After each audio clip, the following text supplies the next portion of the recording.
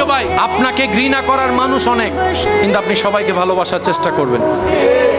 আপনি তাদেরকে বলবেন, আমাকে ঘৃণা করার, অপছন্দ করার তোমার কাছে হয়তো হাজারটা কারণ থাকতে পারে, আমি সেই দোষের দোষী হতে পারে, কিন্তু তোমাকে ভালোবাসার আমার এত কারণের দরকার নাই, একটা কারণেই যথেষ্ট, তুমি আমার রবের বান্দা, তুমি আমার নবী রাহমাতুল লিল আলামিনের উম্মত।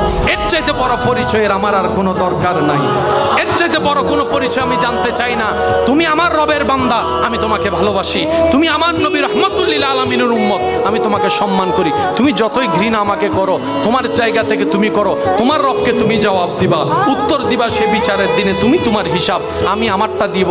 আমি বলবো, আল্লাহ আমি ঘৃণা করতে শিখিনি, আমি ভালোবাসতে শিখেছি, আমি অপমান করতে শিখিনি, সম্মান করতে শিখেছি, কারণ আমি জানি যেদিন থেকে বুঝেছি তুমি তাকে দয়া করো যে অন্যকে দয়া করে, তুমি তাকে সম্মান দাও যে অন্যকে সম্মান দেয়। বলেন না সুবহানাল্লাহ।